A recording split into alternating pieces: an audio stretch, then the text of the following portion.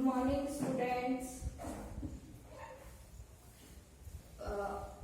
आज हम स्टार्ट करेंगे 10th का पहला जो हमारा क्लास है वो साइंस 2 से। ठीक है, तो साइंस 2 से हमने लेसन लिए है heredity and evolution. You know heredity है ना, सभी को हेरिडिटी पता है। हेरिडिटी मीन्स क्या होता है? अनुवांशिक, है ना।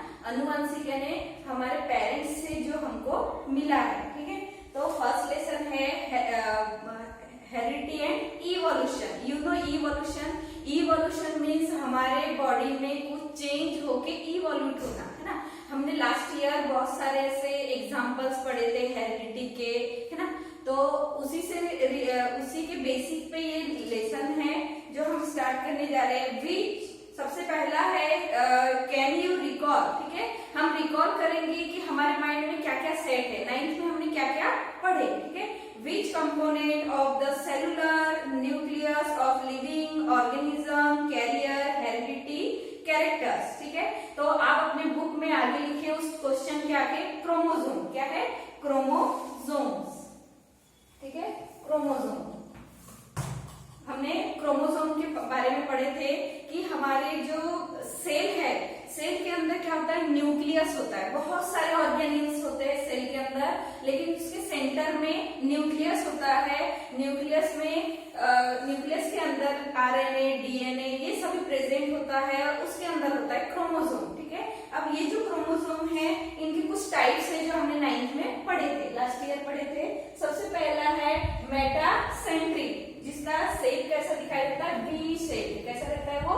V shape. ठीक है, नेक्स्ट है सब मेटासेंट्रिक, जो हमारे अल्फाबेट है उसका जो कैपिटल है, ठीक है, ये भी कैपिटल है और एल जो कैपिटल है ये शेप का होता है।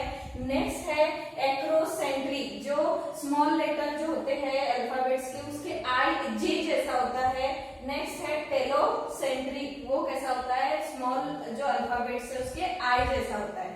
तो ये टाइप्स थे जो हमने लास्ट ईयर पढ़े थे। ठीक है, नेक्स्ट क्वेश्चन है what do we call to the process of transfer of physical and mental character from parent to the progeny? Progeny means offspring, offspring means बच्चा। ठीक है, पेरेंट्स का बच्चा, उसको हम प्रोजेनी भी बोलते हैं और ऑफस्प्रिंग भी बोलते हैं। ठीक है, तो ये जो कैरेक्टरिस्टिक है, जैसे पेरेंट्स है तो हमने पढ़े थे कि क्रोमोसोम्स कैसे होते हैं? 50-50, यानी जो कैरेक्टरिस्टिक है वो 50-50% आते हैं। पेयर में होते हैं क्रोमोसोम, है ना। कितने होते हैं पेयर में? 23 पेयर होते हैं। और सिंगल गिना जाए तो क्रोमोसोम्स बॉडी में कितने होते हैं? 46। ठीक है, तो 23 जो पेयर्स होते हैं क्रोमोसोम के, वो जो 23 पेयर्स होते हैं उसमें जो कैरेक्टरिस्टिक है, जो गुण होते हैं वो 50% मदर से आते हैं और 50% फादर से आते हैं। ठीक है, तो वो 100% क्रोमोसोम होते हैं।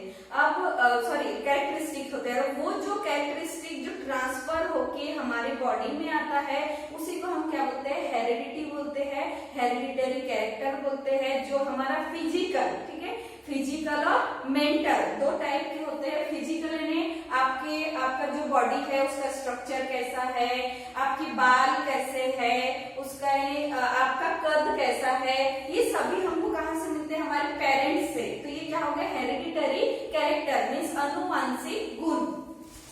नेक्स्ट है which are the component the DNA. ठीक है, अब ये जो हेरिडिटरी जो कैरेक्टरिस्टिक है वो कहाँ पर एक स्टोरेज, जैसे आपके फोन में मेमोरी होती है वहां पूरा स्टोरेज रहता है, उसी टाइप से जो पेरेंट्स से आया हुआ जितना भी गुण है वो हमारे बॉडी के जो न्यूक्लियस है ना, सेल के जो न्यूक्लियस है उसमें स्टोर रहता है, जिसको हम डीएनए बोलते हैं, डीऑक्सीराइबोन्यूक्लिक एसिड। ठीक है, ये सभी को पता है।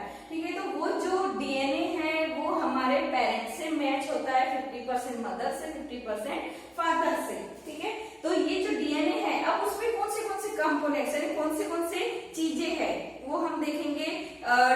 Deoxyribose, sugar, phosphoric acid, pair of nitrogenous bases. ठीक है, ये सभी ये क्या है? उसके कंपोनेंट्स है, किसके? डीएनए। थर्ड जो क्वेश्चन है आपका, आप नोट डाउन कर सकते हो। डीऑक्सी राइबोस,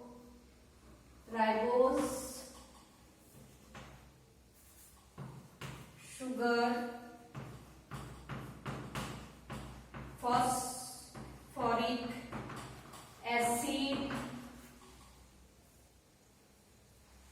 और पेयर में लेते हैं ये दो एक साथ, pair of nitrogenous base.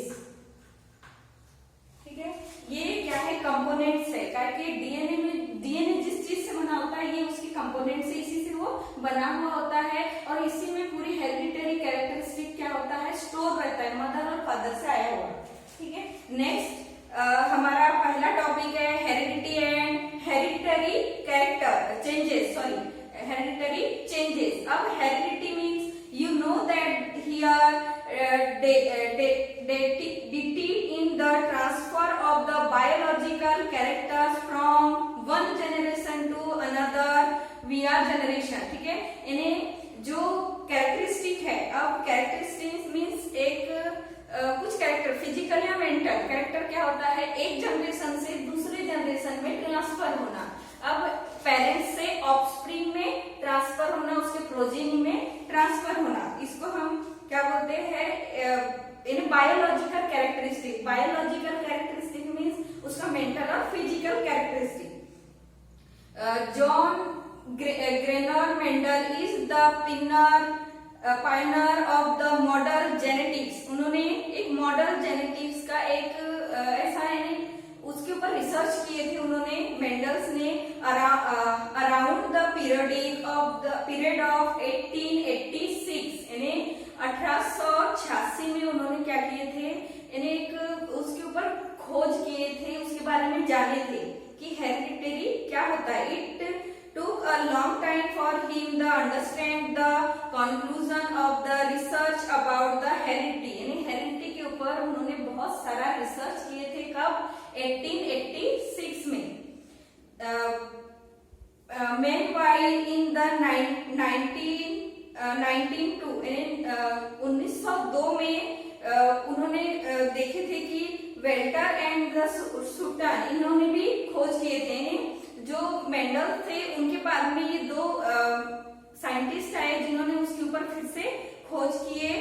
Observe the pair of chromosome in the cell of the grasshopper, किसके ऊपर रिसर्च की उन्होंने, ग्रासोफर के ऊपर, कि उसके डीएनए में जो क्रोमोसोम है वो कैसे है, पेयर में है। ठीक है, पेयर में दो होते हैं। ठीक है, तो दो क्रोमोसोम एक साथ है, ऐसा उन्होंने डिस्कवर किए थे। until when it was not known to anyone, research started in the direction of the finding the nature of genetic material.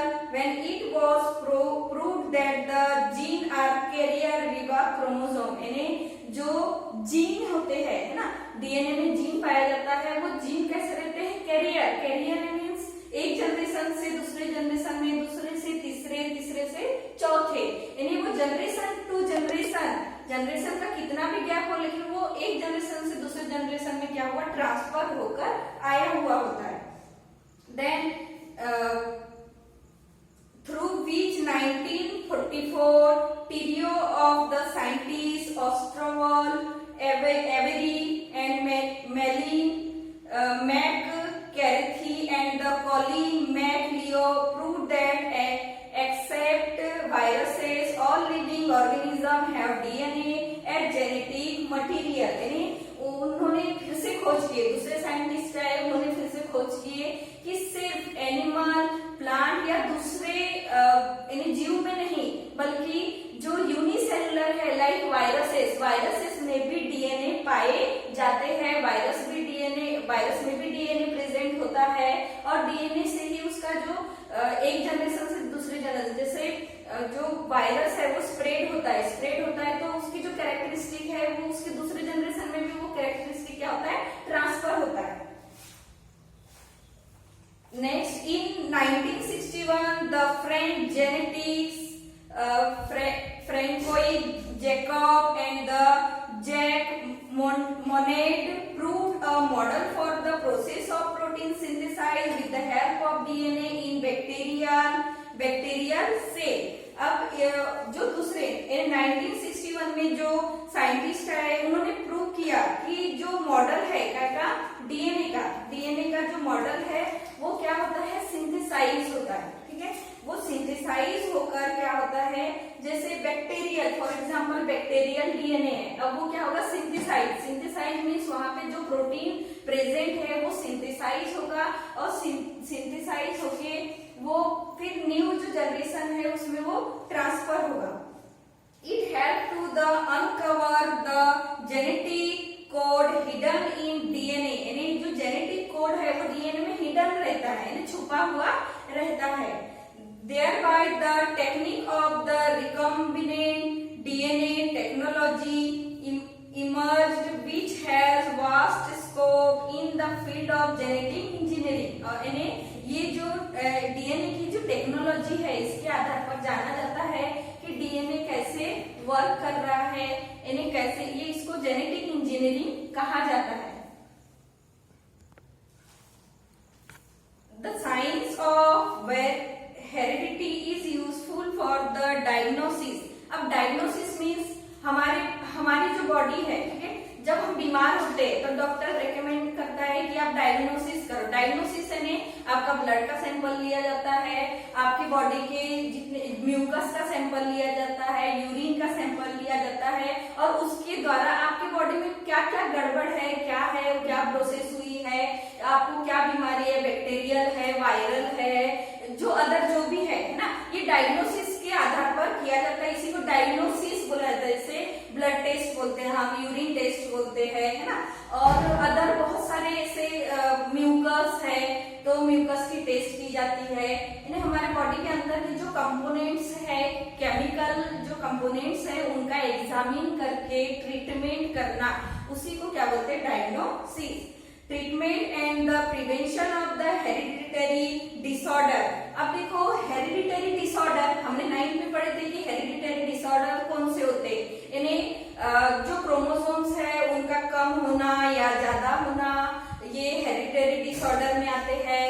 Mentally कुछ प्रॉब्लम होना, ये हेरिडिटरी डिसऑर्डर में आते हैं। उसका शरीर का विकास नहीं होना, डेवलपमेंट नहीं होना बॉडी का, ये सभी हेरिडिटरी डिसऑर्डर की वजह से होते हैं। तो सिर्फ एनिमल्स में ही, प्लांट में भी होता है industrial process in the which microbes are use. यानी जो एनिमल और हाइब्रिड, जैसे production of hybrid varieties of animal and plant and eat industrial processes in which microbes are use. अब देखो जो इंडस्ट्रियल प्रोसेस बोला है यहाँ पे हाइब्रिड, यू नो हाइब्रिड, जैसे पेडी है ना, पेडी है तो उसको क्या करते हैं, पेडी एक ही प्रकार की होती है क्या, नहीं, हाइब्रिड बीज, उसकी हाइब्रिड सीड अलग होती है। अब हाइब्रिड सीड यानी क्या होता है, हाइब्रिड सीड एक ऐसा सीड होता है जिसका रेजिस्टेंस पावर कैसा होता है, ज्यादा होता है। रेजिस्टेंस पावर मीन्स अगर कोई उस पेडी में कोई बीमारी लग जाए तो उस बीमारी से लड़ने की जो रेजिस्टेंस पावर होती है, एक प्रकार की इम्यूनिटी पावर बोलते हैं हमें, ह्यूमन बीइंग में इम्यूनिटी पावर बोला जाता है। तो प्लांट में वो रेजिस्टेंस पावर यानी उस डिसीज को डिस्ट्रॉय करने की उसमें क्षमता होनी चाहिए, उसको रेजिस्टेंस पावर बोला गया है। देन उसमें उसका जो क्रॉप यील्डिंग है, उसका जो उत्पादन है वो बहुत ज्यादा हो, यानी एक नॉर्मल पेड़ से, यानी एक नॉर्मल पेड़ी के मुकाबले हाइब्रिड सीड की जो यील्डिंग है वो कैसा हो, ज्यादा हो, उत्पादन ज्यादा हो। ठीक है, तो दो कैरेक्टर हो गए, कौन सा, रेजिस्टेंस पावर और यील्डिंग, मोर यील्डिंग यानी ज्यादा से ज्यादा यील्डिंग पावर। ठीक है, तो इसको हम क्या बोलते हैं, और कम समय में अच्छा फसल देना, यानी उसका जो समय है, यानी हार्वेस्टिंग का समय कैसा होना चाहिए, कम होना चाहिए, जल्दी पक जाना, ज्यादा देना, उसको हम क्या बोलते हैं, हाइब्रिड। ठीक है, ठीक इसी तरह से एनिमल में भी हाइब्रिड किया जाता है किसके, टेक्नोलॉजी के आधार पर, जिसको हम जेनेटिक इंजीनियरिंग बोलते हैं। अब जेनेटिक इंजीनियरिंग में एनिमल की हाइब्रिड कैसा होता है, जैसे गाय है तो काऊ जो होती है हमको मिल्क देती है। अब जो नॉर्मल काऊ है वो ज्यादा मिल्क नहीं देती, 1 या 2 लीटर देती है, लेकिन अगर उसको टेक्निकली उसमें उसके जीन में कुछ चेंजेस किया जाए तो उससे क्या होता है, जो उसकी मिल्क देने की जो पावर होगा वो कैसा होगा, ज्यादा होगा, उसका रेजिस्टेंस पावर भी उससे ज्यादा होगा। तो इस तरह से जेनेटिक इंजीनियरिंग को इस फील्ड में अपनाया गया है एग्रीकल्चर में। देन नेक्स्ट आपका जो टॉपिक है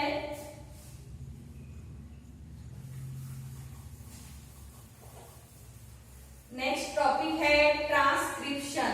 पहले हम ट्रांसक्रिप्शन समझेंगे। ट्रांसक्रिप्शन सबसे पहले ट्रांसक्रिप्शन समझेंगे, उसके बाद में है ट्रांसलेशन, फिर ट्रांसलोकेशन। ये 3 टाइप के होते हैं। देन पहला है sketch and explain the structure of DNA and various type of DNA. आप सभी ने डीएनए का मॉडल स्केच किए हो लास्ट ईयर, आप उसको देख सकते हो पुराने कॉपी में, अभी उसको पलट सकते हो उस पेज को, आपको समझ में आ जाएगा, ठीक है। और टाइप्स ऑफ डीएनए, डीएनए के भी टाइप्स होते हैं, है ना, आरएनए, एमआरएनए, तो आरआरएनए, 3 टाइप्स के होते हैं, ठीक है। तो नेक्स्ट है explain the meaning of genetic disorder and give name of some disorder. अब देखिए लास्ट ईयर हमने डिसऑर्डर यानी जेनेटिक डिसऑर्डर यानी क्रोमोसोम में चेंजेस आना, इसी को हम क्या बोलते हैं, जेनेटिक डिसऑर्डर। उसके बाद में म्यूटेशन ऑफ जीन्स, यानी जीन में म्यूटेशन होना, म्यूटेशन है ना बढ़ना, यानी जो क्रोमोसोम है उसकी मात्रा बढ़ना या कम होना। मैंने आपको बताया कि हमारे बॉडी में जो क्रोमोसोम है वो पेयर में होते हैं, 23 पेयर में होते हैं। कभी कभी क्या होता है 46 जो क्रोमोसोम होते हैं +1 हो जाते हैं, ठीक है, +1 हो जाता है, यानी एक क्रोमोसोम ऐड हो जाता है, तो वो एबनॉर्मल है, ठीक है। और कम यानी ज्यादा होना या कम होना।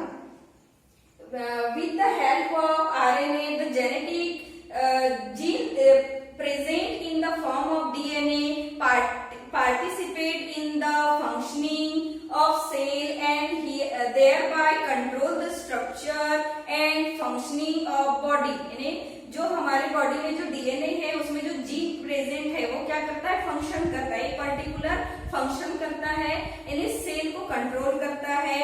उसके बाद में उसका जो स्ट्रक्चर है, यानी कैसा स्ट्रक्चर होना चाहिए वो देखता है। और information about protein synthesize is store in the DNA and synthesize of appropriate the protein as per require in the necessary for body। अब जो डीएनए है, डीएनए जो है वो क्या है, उसमें क्रोमोसोम प्रेजेंट है, जीन है, वो क्या करेगा, अपना कैरेक्टरिस्टिक्स शो करेगा, जो हमको हेरिडिटरी जो कैरेक्टर है वो शो करेगा। अब वहां पे प्रोटीन सिंथेसाइज, सेल में एक ही प्रोसेस नहीं होती, बहुत सारी प्रोसेस होती है, उसमें से एक है प्रोटीन सिंथेसाइज होना। अब प्रोटीन सिंथेसाइज कहाँ पर होता है, आरएनए में। आरएनए के फंक्शन में हमने देखे कि प्रोटीन क्या होता है, सिंथेसाइज होता है। आरआरएनए का अलग फंक्शन है, एमआरएनए का अलग फंक्शन है। फॉर एग्जांपल एमआरएनए है ना, हमने एमआरएनए के बारे में पढ़े थे, आगे भी पढ़ेंगे।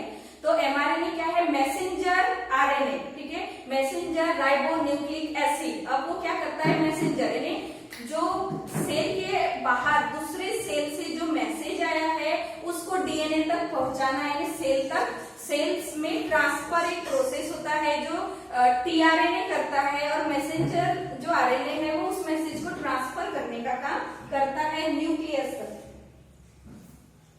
Then these protein are synthesized by DNA through the RNA। यानी किसके द्वारा करता है वो, आरएनए के द्वारा उस प्रोटीन को सिंथेसाइज करता है। This is called the central dogma, और इसको सेंट्रल डॉगमा के नाम से जाना जाता है। किसको, डीएनए के थ्रू आरएनए से मैसेज को ट्रांसफर करना, मीन्स प्रोटीन सिंथेसाइज करना।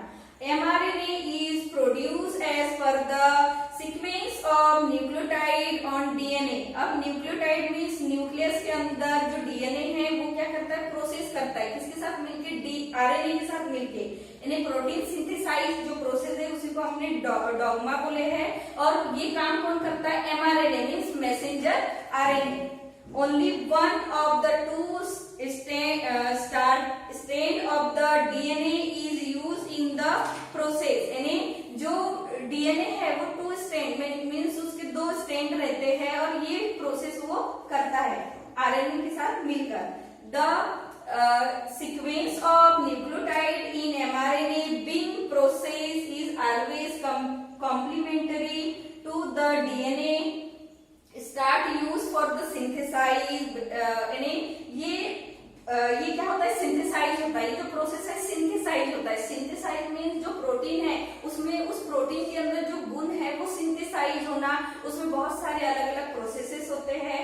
Beside there is the uracil in RNA instead of thymine of DNA. DNA में प्रेजेंट जो थायमिन है वो किसके साथ इंस्टेंट होता है, आरएनए के साथ। The process of RNA synthesis is called as the transcription। हमने ट्रांसक्रिप्शन के बारे में पढ़े। ट्रांसक्रिप्शन क्या हो गया, प्रोसेस कंप्लीट हो गया। ठीक है, तो आज हम यहाँ पे अपनी क्लास खत्म करते हैं। ट्रांसक्रिप्शन आपको अच्छे से समझ में आ गया। ट्रांसक्रिप्शन यानी क्या होता है, यानी ट्रांसफर होना, मैसेज ट्रांसफर होना, उसको हम क्या बोलते हैं, ट्रांसक्रिप्शन। किसके अंदर, न्यूक्लियस के अंदर।